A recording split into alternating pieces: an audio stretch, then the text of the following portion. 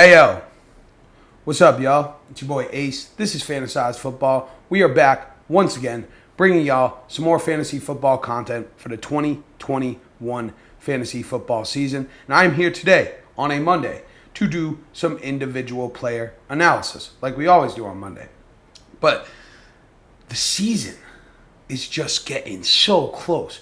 I got draft orders getting determined, draft dates getting started. I cannot wait. I'm sure you guys can't either. So I wanted to provide you with some more fantasy football content, of course, So here we are. But before we get into what we're talking about today, quick shout out to each and every one of you that come by on a weekly basis, show your boys some love and support. It really honestly means the world to me from the bottom of my heart. I could not thank you enough for helping the channel grow. If you're new, thank you for giving me a little bit of your time. Again, it means the absolute world to me. I hope you enjoyed today's video. If so, make sure to drop a like, leave a comment, and subscribe to the channel. Help me, help my boy, help us reach our goal of 300 subscribers on YouTube by the end of the fantasy football season. I would really appreciate that. But yes, we are here to talk about one player in particular. And we're talking about a teammate of my boy, Allen Robinson, and it's the running back. And I ain't talking about Damian Williams, and I ain't talking about Tariq Cohen. We are going to talk about them a little bit too, but we're talking about David Montgomery, right? A guy that set the world on fire, won a lot of people fantasy leagues last season, absolutely killed it to end the season. So without further ado, let's get right into the video, right? So David Montgomery, big leaped into the big boy side of the pool, did a fucking swan dive into the deep end to finish the season last year, and overall took a big step forward from year one to year two. But get your notebooks out. We got a lot of numbers to go through here, and we're going to start off with his career efficiency metrics. 4 yards per attempt, 2.9% touchdown rate in both the rushing and the receiving game, a 76.7% catch rate at 5.9 yards per target.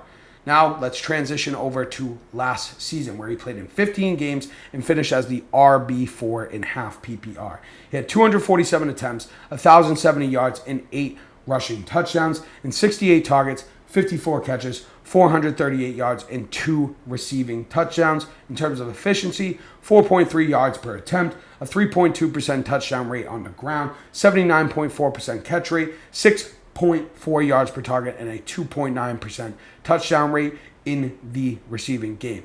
But now for the final 6-game stretch where he lit the entire world on fire and he was going insane.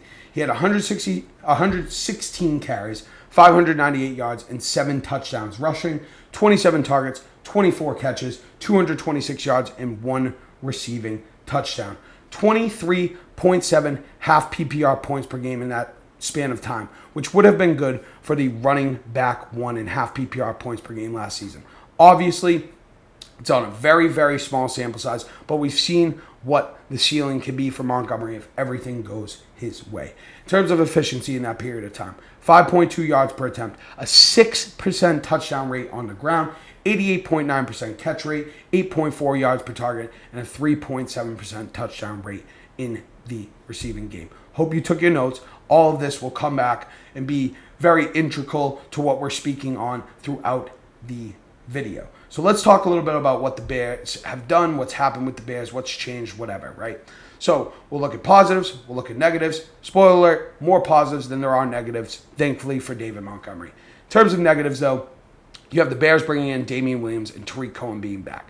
I expect Damian Williams to kind of play in a change of pace role, maybe take a little bit of work away on the ground, but more so kind of just spell Montgomery where he gets tired, things of that nature. But Tariq Cohen, maybe Damian Williams as well, I do expect them to affect Montgomery in terms of his role in the receiving game.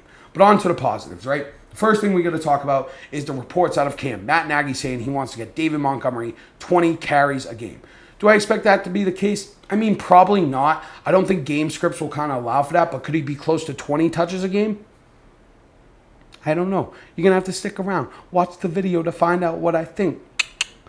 So, on top of that, we have what I expect to be an improved offense this season with better quarterback play. We talked about this when we talked about Allen Robinson, but Andy Dalton, Justin Fields, probably the two best quarterbacks that Montgomery has played with in his short career, right? And if this offense is better, they're scoring the ball more frequently, more scoring opportunities for the team, and the offense is more efficient. That is obviously good for David Montgomery. If the game scripts call for more rush attempts and he has more goal line opportunities, obviously that is very good as well. And as a community, right, us fantasy football players generally have that "what have you done for me lately" kind of mindset, that recency bias. So seeing David Montgomery being drafted outside of the top 15 running backs is kind of like a little fucking head scratcher for me, because generally, if a guy finishes off the season that hot, he'll be drafted highly because we expect that from him. I think it's a product of the situation with Cohen coming back, Damian Williams coming in, but we are here to determine whether or not we should be targeting David Montgomery as the RB17, going 29th overall in the third round per Fantasy Pros half PPR ADP. So let's do it. Let's get into the main event, the meat and potatoes that is some potential outcomes for David Montgomery in 2021.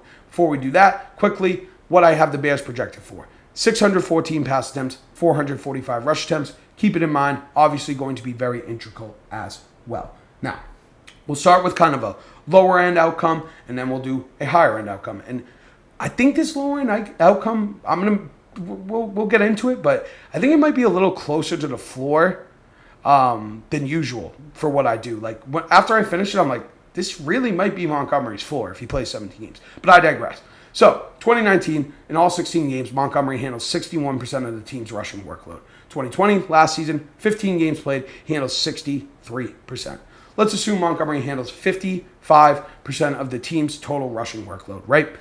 You assume that Damian Williams takes away a little bit of work, Tariq Cohen gets a few carries here and there, and then Justin Fields does inevitably take over, and he is taking away a little bit of groundwork from Montgomery. So he handles 55% of the team's rushing workload. That is going to be 245 attempts based on those 445 total attempts for the team. In terms of efficiency, right? I do expect to see some steps forward from Montgomery, right? He's averaged 4 yards per attempt for his career. Last season, he was at 4.3, and I think this offense is going to be more efficient, and he's getting a little less volume, so I think he could improve, right? So let's assume a 5% increase to 4.2 yards per carry for David Montgomery. On 245 attempts, that is going to be 1,029 yards rushing. Now, not a sticky stat, not predictable, hard to project. I always say this, but we do have to talk about touchdowns, right? He's had a 2.9% touchdown rate for his career. Again, I expect this team to be in more scoring opportunities. He's at 3.2% last season. Let's just use 3% to be safe, right? On those 245 attempts, that would be the same 8 rushing touchdowns he had last season. And now, got to talk about the receiving game for Mr. David Montgomery. And this is where David Montgomery's floor gets a little sketchy, right? This is where it gets a little scary for David Montgomery. Because in 2019, with Tariq Cohen, he had a 6% target share. Last season, he was at 11.1% without Tariq Cohen. Almost doubles his target share in this offense. While I do expect for him to be a little more involved in the receiving game, let's just play it safe and use 6% in terms of his target share, even with the big steps forward last season. If he handles 6% target share on 614 attempts, that is going to be 37 targets, right? In terms of his catch rate, right? He's been at 76.7% for his career. Last season, he was nearly 80%. Now, I usually say this, but kind of like vice versa. Usually we say with more volume comes less efficiency. Less volume, more efficiency, right? So let's factor some sort of regression, to positive regression for Montgomery in terms of his catch rate to 79%. On 37 targets, that's going to be 29 catches. 5.9 yards per target for his career. Last season, it was at 6.3. Again, let's kind of like meet somewhere in the middle at 6.2 yards per target. Less volume, more efficiency. On 39 targets, that is going to be 229 yards receiving. Then for his touchdowns, we'll just use his career, 2.9% touchdown rate, 1 receiving touchdown. And when you smack all that shit together, you get 245 attempts, 1,029 yards, and 8 touchdowns on the ground, 37 targets, 29 catches, 229 yards, and 1 receiving touchdown, 194.3 half PPR points, 11.4 half PPR points per game. The running back, 26 and half PPR points per game based on all running backs that played 6 or more games last season. Now, Obviously, if you have to draft David Montgomery as the running back 17, you don't want him to finish outside of the top 24. But I think that these figures we went through, like I kind of mentioned before, are a lot closer to the floor than I usually kind of project or when we do these kind of potential outcomes that we usually do on Mondays. Because we're factoring in minimal increases in efficiency from his career averages, big dips in terms of the receiving game, and also a relatively large dip in terms of his workload in the rushing game, only 14 carries a game. Nagy's saying he wants him to get 20. This is only about 16 touches a game for Montgomery. And I think that in order to determine whether or not we should be drafting Montgomery, we really here need to look at a higher end outcome for Montgomery. So let's do just that. Like we just mentioned, Nagy has been reporting 20 carries a game for Montgomery. 17 games, it's 340 carries. Do I expect that to be the case for Montgomery? No.